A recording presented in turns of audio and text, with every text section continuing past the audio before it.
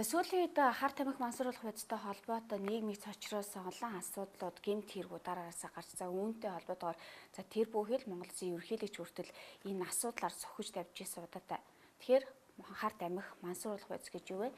Яг өнөөдрийн нийгэмд хэрэглээ ямар байна? Энэ талаар өнөөдөр хуульчдын цаг нэвтрүүлгийн онцлог сэдв байх болно.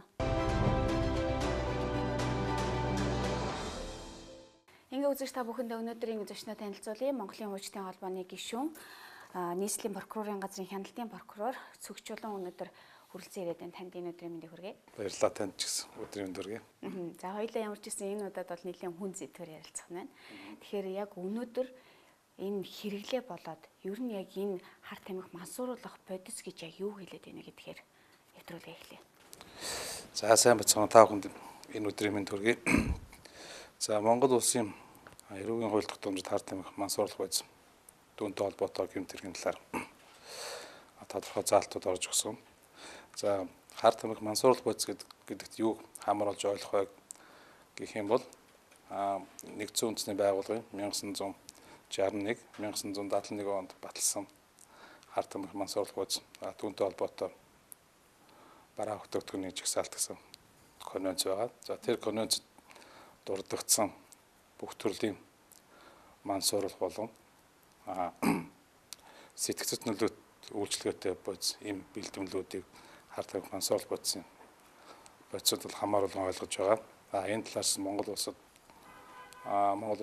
улсын хурлаас хар тамхи мансууруулах бодис түүний эргэлтэнд хяналт тавих тухай гэсэн тусдын хууль тогтоомж мөн гаргаж баталсан байгаа. Тэгэхээр эдгээр хууль тогтоомж конвенцэд хамрагдах бүх зүйлсийг бол хар тамхи мансууруулах бодис гэж хамааруулж ойлгож болно. Яг Монголын нийгэмд өнөөдөр яг аль насныхан илүү хүртээд байна вэ? Энэ төрлийн гэмт хэрэгт. За манай байгууллагын зүгээс хар тамхи мансууруулах бодистой холбоотой гэмт хэрэг түүнд холбогдож байгаа хүмүүсийн талаар судалгааг сүүлийн 4 жилийн байдлаар хийж гүйцэтгсэн.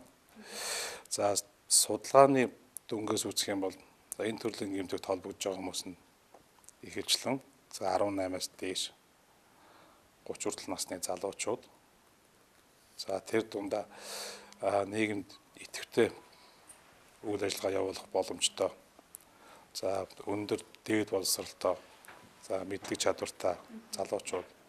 За нийгэм тодорхой байр суурь эзэлсэн соёл урлагийн чиглэлээр ажилладаг хүмүүс ч байд юм уу. Олон танигдсан ийм хүмүүс бол энэ хар тамхи мансууруулах бодистой холбоотой гэмтэгт ихэнх хэмжээгээр холбогдож байгаа. За боловсролын төвшингийн ч гэсэн аваад үзэхэд дээд боловсролтой. За тэр зам гадаад дотоод их дээд сургуулиуд төгсөж боловсрол эзэмшсэн хүмүүс энэ төрлийг ихэнх холбогдож байна. Тэгэхээр ялангуяа бол сүүлийн үед өсвөр насныхан хүртэл илүү хүртэж байна гэдгсэн тий. Тэгвэл яагаад энэ дүртэд вэ? Та сүүлийн үеийн топ баримтаас дуртахгүй энэ хэрэг нөгөө өсөд байна гэсэн л топ баримтыг л яриад байгаа шүү дээ. За нийслэлийн прокурорын газраас хар тамхи мансууруулах бодистой холбоотой гэмт хэргийн судалгааг сүүлийн 4 жилийн байдлаар буюу 2014, 15, 16, 17 оны байдлаар хийж гүйцэтгсэн. За ингээд тоо баримтаа дурдах юм бол 2014 онд хар тамхи мансууруулах бодистой холбоотой 65 хэрэгт 104 хүн холбогдсон шалгагдсан байна. За 2015 онд энэ төрлийн 83 хэрэгт 152 хүн холбогдсон шалгагдсан. За 2016 онд энэ төрлийн 146 хэрэгт 183 хүн холбогдсон шалгагдсан. За 2017 оны эхний 2 сарын байдлаар энэ төрлийн 51 хэрэгт 60 хүн холбогдсон шалгагдсан байнамаа. За тэгэхээр энэ тоо үзүүлэлтээс харах юм бол энэ төрлийн гэмтэгт холбогдсон шалгаж байгаа хүнийхэн тоо ч өсөж байгаа. Эрүүгийн хэргийнхэн тоо ч өсөж байгаа. Гэтэл Монгол улсад эрүүгийн хуулийн заасан гэмт хэргийн гаралт бол 16 оны байдлаас 17 хоног харьцуулаад үзэх юм бол харьцангуй бууралтай байгаад байдаг. Гэтэл энэ төрлийн хэргүүд маань өөр ингээд өссөн төмөдтэй яваад байгаа. Бидний сэтгэлийг зовоож байгаа асуудал болж байгаа. Яг ямар хэлбэр нь их байгаад байна? Эсвэл нөгөө хэрэгэлсэн байт юм уу? Эсвэл нөгөө бодолтон борлуулсан, хадгалсан гэдэг яг ял хэлбэр нь төлөх вэ? энэ төрлийн их холбогдож байгаа хүмүүсийн хувьд хар тамхи мансууруулах бодисыг хэрэгэлсэн, хадгалсан. За мөн худалдан борлуулах буюу хэрэглэх зорилгоор Монгол улсын хилээр хууль ёсоор нэвтрүүлсэн энэ төрлийн хэрэгүүд бол ихээхэн гарч байна. За ялангуяа байгаль дээр зэрлэг байдлаар ургадаг зэрлэг олсны ургамал төрлийг мансууруулах үйлчлэгээтэй ургамлыг тодорхой мэддэг, таньж мэддэг болсон хүмүүс өөртөө түүж за тодорхой хэмжээний боловсруулалтанд оруулж өөртөө болон өөртөө хэрэглэх за мөн бусдад худалдан борлуулж ашиг олох үйл ажиллагааг явуулж байна. За бүгд найрамд хятад ард улсад хувийн ажлын шугамар зорчиж байгаа хувь хүмүүс иргэд хятад улсын нутаг дэвсгэр дээрээс мансууруулах төрлийн бодисыг худалдан авчин. За мөн Монгол улсын хилээр хуулиар нэвтрүүлсэн бодисоо энд ашиг олох зорилгоор худалдан борлуулж бусдад түгээж байгаа ийм хэрэгүүд бол их гарч байгаа. Тэгэхээр хамгийн гол нь энд ингээ Монголын би ярианыхаа нэвтрүүлгийн эхэнд насад нь хэлсэн байгаа. Тэгэхээр Монгол улсын ерөнхийлөгч хүртэлж болгоны энэ дээрээс хэлж анхааруулсан. Энэ бол хар тамхины хэрэглээ Монгол улсын бүр анхааралтай авах онцгой анхаарах асуудлын нэг болсон шүү гэдгийг бол онцгойлон хэлсэн байгаа шүү дээ. Тэгэхээр энэ бол Монгол улсын төрийн тэргүү ингэж хэлж байна гэдэг яг ноцтой төвшөнд хүрсний илрэл байхаа гэж бодоод байна. Тэгэхээр яагаад таны хэлсэн дээр дурдсан холбогдоод байгаа хүмүүс энэ хэрэгт ингэж холбогдоод байна вэ? Шалтгаан нь юу байгаад байна? За 2014 оноос өмнө хар тамхи мансууруулах ёстой холбоотой хэрэгүүд бол нэгчлэн Монгол улсын иргэд хар тамхи мансууруулах бодисыг Монгол улсын хилээр хуулиар оруулж ирээд буцааж Монгол улсын хилээр дамжуулж бүгд найрамд хятад ард улс руу гаргах. Өөрөөр хэлбэл Монгол улсын хилийг зөвхөн таранзит дамжин өргөх байдлаар ашиглах. Хятад ард улс руу хар тамхи мансууруулах бодисыг Монгол улсын хилээр дамжуулан гаргаж тээвэрлэгчийн үүргийг гүйцэтгэсэн хэрэгүүд бол их хэмжээтэй гаргадаг байсан, үлдэгдэг. За энэ хэрэгүүдийн нөө тээвэрлж байгаа мансууруулах бодисын хэмжээнд бол их байдаг байсан. Холбогдож байгаа хүмүүс нь харьцангуй цөөхөн. Гэтэл одоо өнөөдрийн байдлаар манад илэн бүртгэж байгаа хар тамхи мансууруулах бодистой холбоотой хэрэгүүд маань өөр холбогдож байгаа залуучууд бол холбогдогч нар маань хар тамхи мансууруулах бодисыг хэрэгэлдэг. За бага хэмжээгээр хэрэгэлдэг. Мөн бусдад түгээн борлуулдаг, ашиг олдог ийм сүлжээ болчихсон. Нөгөө талаар хар тамхи мансууруулах бодис хэрэгэлснээр тодорхой хэмжээний бид нэг эерэг өөрчлөлт за янз янзын одоо сайн зүйл бий болно гэдэг буруу ойлголт мэдээлэл тэгээ нийгмийн сүлжээ олон нийтийн дунд байдаг. Ялангуяа хүүхэд залуучуудын дунд тухайлх юм бол олонний танил болсон соёл урлагийн салбарт ажилладаг хүмүүс маань өөрсдөө энэ төрлийн эрүүгийн хэрэгт холбогдож байгаа явдал нь тэдний нөгөө даган дуурайдаг, хүндэлдэг хүүхэд залуучуудад буруу үлгэр дуурайл болж байна. За олон нийтийн хэвлэл мэдээллийн хэрэгсэл сайтн дээрээс энэ талаарх мэдээллийг чөлөөтэй авах боломжтой байна. Үүнээсээ шалтгаалж хүүхэд залуучууд энэ төрлийн бодис мансууруулах бодисыг хэрэглэх туршиж үзэх. За хэрэглээд ийм өөрчлөлт орсон гэж бусдад сайхан ярих. Ийм байдлаар мэдээлэл төгж байгаа нь бол энэ төрлийн гэмтээ энэ огцсон үүсгэхэд нөлөөлж байна гэж үзэж байгаа. За нөгөө бас нэг зүйл нь хүмүүсийн хар тамхи мансууруулах бодистой холбоотой гэмт хэргийг хэрэгт холбогдоод хүлээж байгаа хүлээх эрүүгийн хариуцлага яаж шийтгэлийн талаар тодорхой ойлголтгүй байгаагаас болж мөн энэ төрлийн хэрэгт холбогдож байгаа нөхцөл байдал харагдаж байна. Өөрөөр хэлбэл Монгол улсын хилээр нэвтрүүлж байгаа тохиолдолд ямар хариуцлага хүлээх вэ? Хадгалсан хэрэгэлсэн тохиолдолд ямар хариуцлага хүлээх вэ? Энэ талаар бол тодорхой ойлголтгүй байна. Тэгэхээр яг энэ талаар хоёулаад нэвтрүүлгийн төгсгөл бас эргээд ярилцсан. Тэгэхээр би таны сая хэлсэн дээр чинь нөгөө эргээд нэг иргэний одоо хүсэлтийг танд уламжлах гэдэг нь яагаад вэ гэхээр нөгөө туршиж үзэж ийн гэж хүмүүс хэлээд байна шүү дээ, тийм. Би нэг судалгаа нэг хальт нэг юу атгах хэлээд хийдгсэн чинь энэ судалгааны нэрэл ерөнхий боловсролын сургуулиудад нэг судалгаа асуумж явуулсан байна. Хар тамхи гэж мэдгүй. Хар тамхи гэхээр цагаан өнгөтэй нутаг зүйлийг хар тамхи гинэ. Хар тамхи хэрэглэж үзэх үү гэсэн нөгөө өсвөр насныхан 10 жилийн сурагчид болохоор хэрэглэж үзхийг хүсэж байна. Мансурдаг гэсэн, орчлонгоос тасардаг гэсэн тэгэж нэг удаа л нэг хэрэглээд үзчихин сан гэж бодчих гэсэн тийм нөгөө сонирхогчийн зүгээс хандаад байгаа байхгүй юу. Тэгээ энэ нь болохоор ингээд эрсдэлд оруулаад байна хизээж гарч чадахгүй ийм том гэмт хэрэг болох за мөн нөгөө дагуулсан олон төрлийн асуудалд оруулаад байна гэдгийг бол хүмүүс мэдэхгүй ингэж ороод ах шиг халтарж ороод ах шиг байна л да. Тэр яг үүн дээр жишээ олгоод нэг иргэн яг бодит түүхээс сэдвлээд өөртөө тохиолдсон тийм явдал дээр нэг хоёлоо би таныг нэг өөрийнхөө зүгээс тусламж зөвлөгөө өгөөч гэж хүсэх гэсэн. За сайн байна та. Сайн. За надад нэг асуудал байна. Манай хүү та найзуудтайгаа дарвж явж байгаад санамсргүй байдлаар энэ хар тамхиг нэг удаа хэрэглээд үтцсэн гэдэг. Одоо ингээд цагдаа шүүхээр шалгатаад яваад байгаа маа. Одоо энэ дээр одоо би одоо яг яах ёстой вэ? Одоо манай хүү ямар нэгэн хуулийн хариуцлага хүлээх үү гэдгийг л танаас асуух гэдэг. За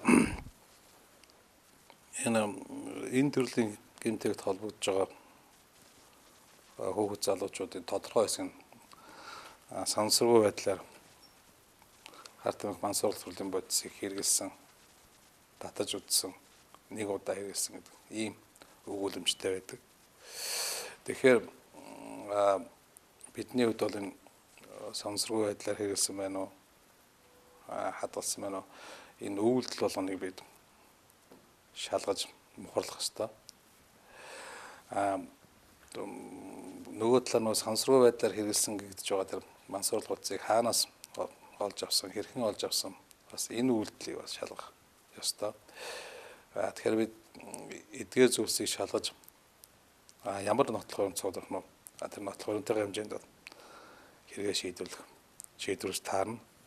Тэгэхээр таны хувьд бол одоо хүүхд чинь ийм асуудалд холбогдсон байвал энэ асуудлыг хуулийн нэртийн байгууллагаар шалгуулж за тэгээ бод нөхцөл байдлыг бол тогтоолгосон зүйтэй гэж зөвлөмөр байна. Нөгөө талаар хүүхдтэй тавь хараа хяналт. Тэгвэ? Эцэг их багш сургууль хүмүүжлэгч нараас хүүхдүүдэд тавь хараа хяналтыг бас сайжруулах нь зүйтэй гэдгийг бас анхаарах шаардлагатай байна.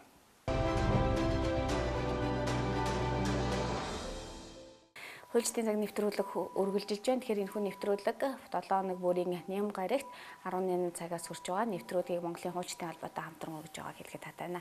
Тэгэхээр нэвтрүүлгээ үргэлжлүүлээ. Энэ ерөнхийдөө яг манай улсад аль төрөл нь илүү цэцэглээд байна вэ гэдэг хар тамхи гэдэг нөгөө олон төрлийн одоо ургамлаас их маш олон зүйлийн бодисууд байгаад байдаг гэдэг шүү дээ. Гэхдээ нөгөө хүүхдүүд одоо нөгөө дахиад энэ саяны жишээн дээр ярих гэдэг л та олноор нэгийг нөгөө даган дөрөж баяд юу ааж те одоо адаглаад нөгөө газ унарлах шар цав унарлсан тэгээ мансуурсан тохиолдлууд бас ингээ гарч ийсэн ингээ тэгээд байгаа шүү. Тэгээд би зүгээр нэг л зүйлийг танаас хэлэх гэдэг. Хар тамхи гэж яг ямар хор хөнөөлтөн бэ? Урьдчилан сэргийлэх энд өртөхгүй байх тал дээр жишээ нь танаа байгууллагаас яг ямар арга хэмжээ? За хар тамхины хор хөнөөлийн хувьд ярих юм бол ангаах ухааны талаас тэ шинжлэх ухааны талаас тайлбарлах юм бол маш олон төрлийн хор хөнөөлтөд тухайн хэрэгсэн даруйдаа мэддэг. За мөн хэрэглээд нэг тодорхой хугацаар хэрэглээд явцын дундаа тийм тодорхой хугацааны дараа хор хөнөөл нь гарч ирэх. Түүнчлэн за нэлээд хугацааны дараа хор хөнөөл тийм үр урагш нь гарч ирэх тийм зүйлүүдийг бол ангаахын шинжлэх ухааны талаас нь бол тайлбарлах нь зүйтэй байх. За манай байгууллагын хувьд хар тамхи мансууруулах бодистой холбоотой гэмтэргээс урьдчилан сэргийлэх. За энэ гэмтэргийн гаралтыг бууруулах талаар гэмтэргээс урьдчилан сэргийлэх чиглэлээр тодорхой ажлуудыг зохион байгуулж хийж гүйцэтгэж байгаа. За дангаараа болон нийслэлийн застрын тамирын газрын гарьяа гэмтэргээс урьдчилан сэргийлэх зөвлөлтөй хамтран. За Улаанбаатар хотод үйл ажиллагаа явуулж байгаа их дээд сургуулиуд, ерөнхий боловсролын сургуулиудад бид хар тамхи мансууруулах бодистой бодисын хор уршиг, за үр дагавар түүнээс хэрхэн өөрчлөн сэргийлэх талаар сургалт, хичээл, лекц семинаруудыг үе шаттайгаар зохион байгуулж байна. За мөн энэ талаар бид манай байгууллагын зүгээс сургалтын материалыг боловсруулсан. За мөн сая 2017 оны 1-р улиралд энэ төрлийн гэмтгийн гарал нөхцөлийн талаар судалгаа явуулаад судалгааны явц таарсан үрд нь тоо мэдээ баримтын талаар бид энэ чиглэлээр үйл ажиллагаа явуулдаг. За энэ төрлийн гэмтгийгтэй тэмцдэг тухайлах юм бол гайл ерөнхий газар, цагдаагийн ерөнхий газар зэрэг байгууллагуудад бид албан бичиг судалгааны үр дүнгийн талаар холбогдох материалуудыг мөн хөрвүүлсэн. За эдгээр байгууллагатай хамтран ажиллах талаар бид тодорхой төлөвлөгөө ажлуудыг зохион байгуулж ажиллаж байгаа. Тэгэхээр хар тамхи мансууруулах бодисыг хадгалсан, тээвэрлсэн, эсвэл худалдан борлуулсан, хэрэгэлсэн энэ тохиолдолд яг өнөөдөр Монгол Улсын хуулийн тусгаснаар ямар ял шийтгэлийг хүлээж байгаа вэ? За хар тамхи мансууруулах бодистой холбоотой гэмт хэрэгүүдийг үйлдэлийг эрүүгийн хуулинд тодорхой тусгаж өгсөн. За Монгол Улсын эрүүгийн хуулийн тусгай ангийн 188, 192, 92-оос 196 гэсэн энэ 7 зүйл хэсэг заалтад хар тамхи мансууруулах бодистой холбоотой гэмт хэрэгүүдийг тодорхой тусгаж өгсөн. За энэ төрлийн гэмт хэрэгүүдийг хууль тогтоомжид тусгаж өгөхдөө хөнгөн ангилын гэмт хэрэг бол байхгүй. За хүн дэвтэр, хүнд онц хүнд ангилын гэмт хэрэгүүд бол хамаарж байгаа.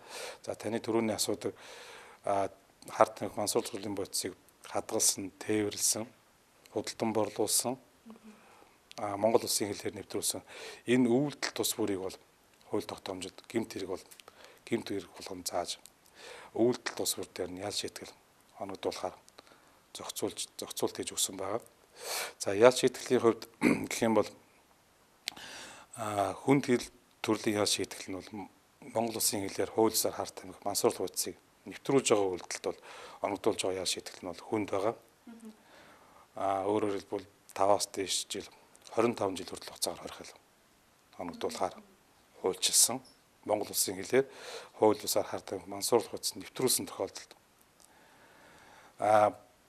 өөрт биедээ хадгалсан, за тээвэрлсэн, бусдад худалдан борлуулсан энэ үйлдэлүүд дээр бол хорих ял, за тодорхой албан тушаал эрхлэх үйл ажиллагаа явуулах эрх хасах ял, албатай ажил хийх ял, за мөнгөнд тургуул оногдуулах ял оногдуулахаар тус хуучлагдсан байгаа. Энэ төрлийн гэмт хэргийг одоо илрүүлэхэд хэр хүндрэлтэй байна вэ? За ер нь энэ төрлийн гэмт хэргийн хувьд илрүүлж байгаа арга хэлбэр нь нэг цагдаагийн хуулийн нэртийн байгууллагын үйл ажиллагааны үр дүнд тухайлах юм бол гүйцэтгэх ажил.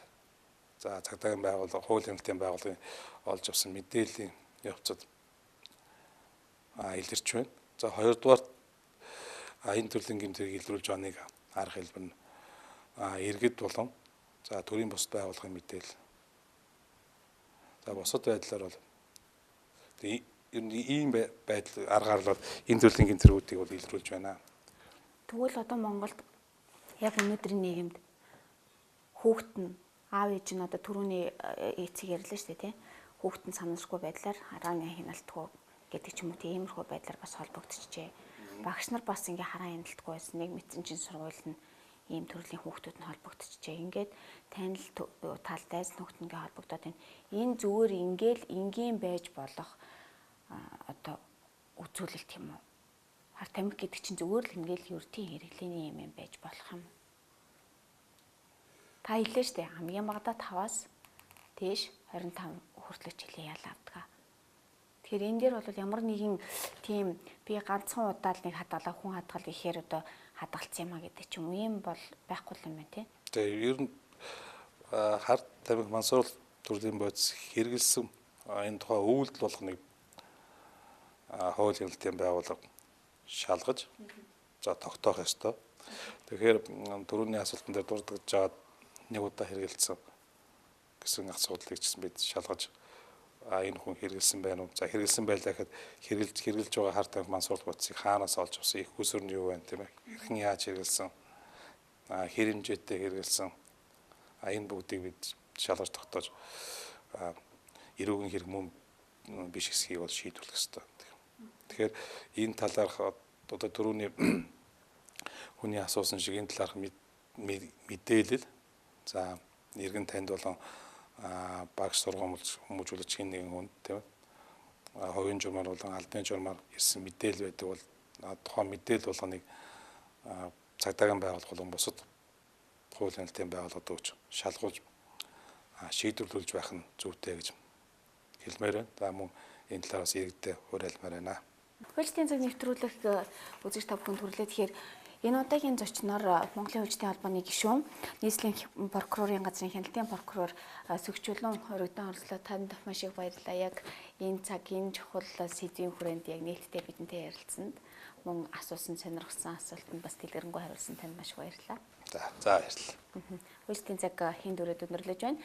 Монголын хуульчдын холбоотой энэ хүү нэвтрүүлгийг хамтран хүргэж байгаа. Нэвтрүүлэгтэй холбоотой санал хүсэлт байвал ETV Space HD гэсэн хаягаар асуулт болон санал гомдлоо ирүүлэх бүрэн боломжтой ирээлээ. Үзэгч та бүхэнд баярлалаа.